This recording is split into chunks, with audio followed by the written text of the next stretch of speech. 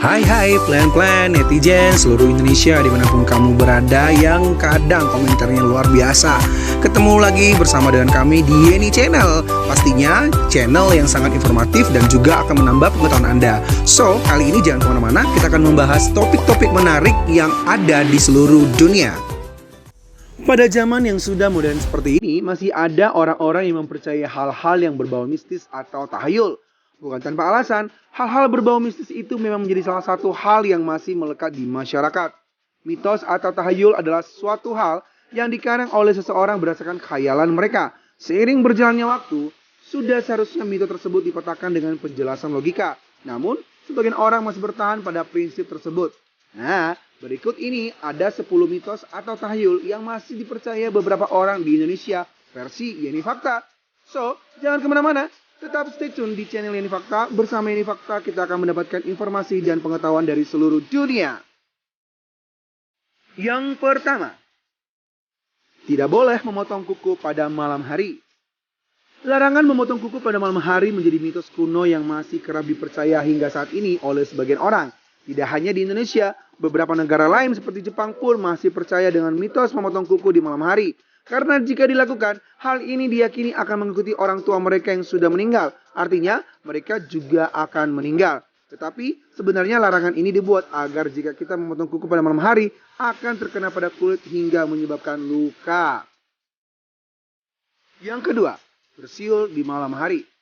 Zaman dulu, orang terbiasa tidur lebih awal daripada zaman sekarang. Karena zaman dulu, belum ada hiburan dalam bentuk apapun.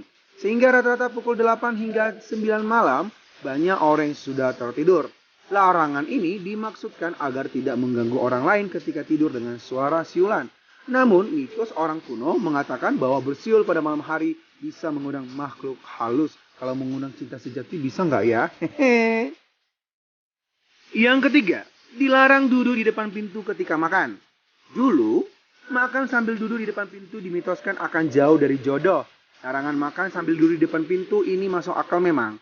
Karena ketika kita makan di depan pintu akan menghalangi orang lain keluar masuk pintu. Namun jika ini bisa menyebabkan seseorang bisa jauh dari jodohnya, itu hal yang mustahil. Karena hanya Tuhan yang menentukan jodoh seseorang. Kalau begitu besok aku makan di kamar saja biar jodoh saya cepat datang. Yang keempat, jangan menyapu pada malam hari. Orang zaman dulu melarang menyapu pada malam hari karena dipercaya bisa menghilangkan rezeki. Ini sangat masuk akal karena zaman dulu setiap rumah masih menggunakan lampu tempel sehingga penerangan agak remang-remang. Larangan menyapu pada malam hari ini sebenarnya dimaksudkan untuk menghindari ada benda atau barang berharga kita yang terjatuh di lantai dan terbuang bersama sampah. Jika barang berharga kita hilang, berarti kehilangan rezeki juga, bukan? Yang kelima, jangan foto bertiga. Mitos ini masih kita dengar sampai sekarang. Sepertinya mitos ini baru karena pada zaman dulu sebagian besar orang belum mengenal kamera. Namun, masyarakat modern saat ini juga masih ada yang mempercayainya. Jika foto bertiga, salah satu di antaranya bakal ada yang meninggal terlebih dahulu. Meski dipercaya oleh sebagian orang Indonesia, ternyata mitos ini tidak berasal dari tanah air loh. Setelah diusut, mitos ini berkembang dari bangsa Vietnam atau mitos ini juga dianut oleh beberapa orang di tanah air. Alasan mengapa bangsa Vietnam percaya foto bertiga bisa berbahaya, karena mereka percaya jika angka 3 bisa membawa sial. Ternyata angka 3 juga dianggap suci bagi para dewa. Sehingga jika dikaitkan dengan manusia, bisa menyebabkan kesialan. Gua mah foto bertiga, berdua bercinta, berempat juga terserah. Gak ada ngaruh-ngaruhnya buat gue. Semoga mitos-mitos ini tidak terlalu dipercaya ya para netizen. Semangat terus, foto bertiga aja gak apa-apa. Yang keenam, dilarang keluar rumah ketika senja. Orang dulu beranggapan jika keluar rumah pada saat senja hari bisa hilang di bawah makhluk halus. Sebagian masyarakat di daerah pedesaan pun masih mempercayai mitos ini. Namun jika kita lihat dari sisi rasionalitas, ada baiknya jika kita tidak keluar rumah pada saat senja hari. Karena bisa saja pada zaman dulu rumah masih sangat jarang-jarang jika ada penerangan jalan raya karena belum ada PLM.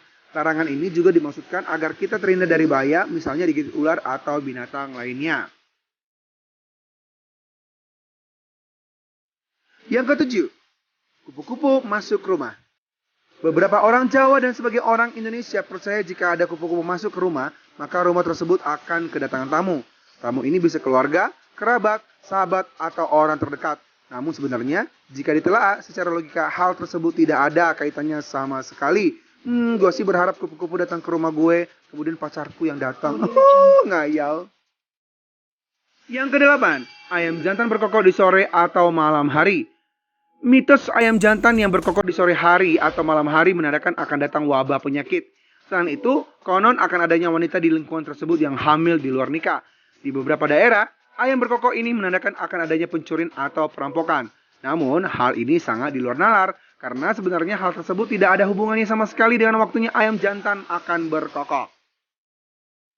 Yang kesembilan, bulu mata jatuh. Jika terdapat salah satu bulu mata jatuh dan menempel ke wajah, itu artinya ada seseorang yang merindukanmu. Gua nggak pernah dirindukan sama sekali. Kasihan ya netizen. Mitosnya, bulu mata itu harus ditepuk-tepuk dengan tangan sambil melafalkan huruf.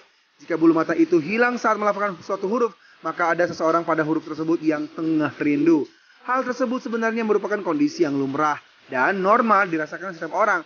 Bulu mata jatuh merupakan kejadian alami yang bisa terjadi setiap 6 sampai 10 minggu. Minimal ada 1 sampai 5 helai bulu mata yang jatuh pada setiap orang. Asalkan jangan jatuh hati saja.